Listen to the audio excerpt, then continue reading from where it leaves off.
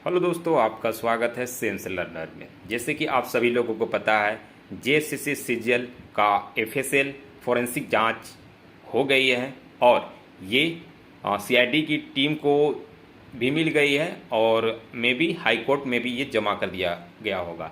तो कल एक न्यूज आया कि अनुराग गुप्ता जी ने कहा कि एफएसएल की रिपोर्ट में ऐसा कोई भी साबित नहीं हो रहा है कि क्वेश्चन लीक हुआ है। तो ये सुन के झारखंड के स्टूडेंट जो इंतजार कर रहे थे कि एफएसएल की रिपोर्ट आएगी और इसमें क्या होगा, बट ये स्टेटमेंट जो दिया गया है उससे लोग थोड़ा परेशान हुए हैं। बट आप सभी लोगों को परेशान होने की ज़रूरत नहीं है, क्योंकि ये कोर्ट में गया हुआ मामला है। कोर्ट इसमें डिसाइड करेगी क्या सच है क्या गलत है, क्योंकि अभी ऑथराइज कोई भी नहीं है कि उस बात को रिवील कर दे। अगर जो ऑथराइज होगा वो सिर्फ हाई कोर्ट होगा, हाई कोर्ट ही बात को रिवील करेगी। ऐसे कोई भी अगर स्टेटमेंट दे देता है, ये उसका पावर नहीं है स्टेटमेंट देने का, कुछ भी स्टेटमेंट दे सकता है, बट रियल स्टेटमेंट वो नहीं दे सकते हैं, क्योंकि ये कहीं ना कहीं कोर्ट की अवमानना होगी। तो ऐसे कभी कभी स्टेटमेंट दिया जाता है।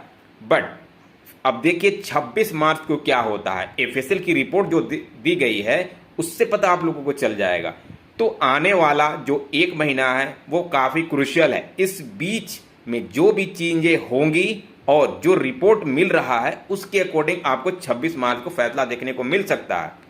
लेकिन डीजीपी ने जो कहा कि जो रिपोर्टें मिल रही हैं इससे फोरेंसिक में आपका क्वेश्चन लीक का कोई साक्ष्य मिला नहीं है। जो मोबाइल दिया गया था 5 मोबाइल, उसमें कोई भी साक्ष्य नहीं मिला है। और सबसे बड़ी बात, एक बात उन्होंने कहा है जो बहुत वैलिड है कि जो भी मोबाइल दिए गए हैं और जो भी फोटो दिए गए हैं उसके साथ जो जो कैंडिडेट क्वेश्चन लिख रहा था और जो कैंडिडेट मतलब इसमें मुलविस है कि वो क्वेश्चन लीक में है, उसका फोटो नहीं दिया गया। ये सबसे बड़ा इशू है, ये वैलिड पॉइंट माना जा सकता है।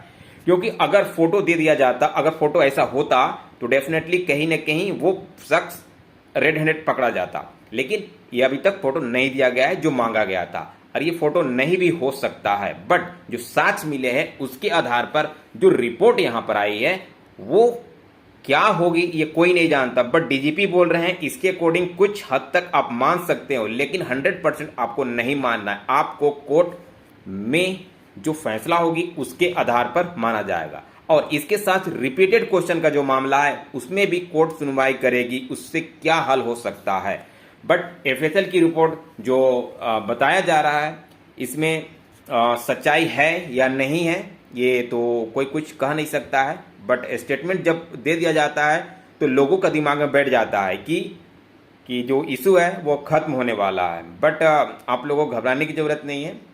आप कोर्ट का इंतजार कीजिए, कोर्ट क्या कहता है उसके अकॉर्डिंग ही आपको विश्वास करना है, क्योंकि कोर्ट सर्वोपरि है। जो फैसला देगी वो आपको मानना ही पड़ेगा।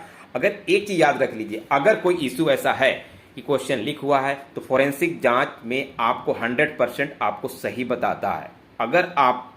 अगर नहीं हुआ है तो समझिए कि ये एग्ज़ाम रद्द नहीं होगा। अगर हुआ होगा तो एग्ज़ाम को रद्द होने से कोई भी नहीं बचा सकता है। और ये स्टेटमेंट जो डीजीपी ने दिया है तो उनका कहना है कि डेट जब चेंज कर दिया जाता है तो ये फोरेंसिक जांच से पता नहीं हो पाता है। तो ये गलत स्टेटमेंट है, ऐसा नहीं। फोरेंसिक जांच जब होती है तो 110% वो सही बताती है।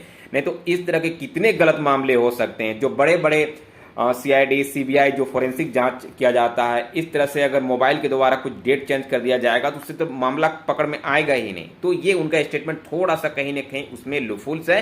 तो आप फ्यूचर का इंतजार कीजिए, 1 महीना है, आपके पास सारा चीज़ क्लियर हो जाएगा। क्योंकि फोरेंसिक रिपोर्ट उनको मिल गई हो तो सारी चीज़ आपको डिटेल में उस दिन वर्डिक्ट में सुना दिया जाएगा। जो भी हो और अच्छा हो, सही हो, और आप इंतज़ार कीजिए, ज़्यादा पैनिक ना होइए।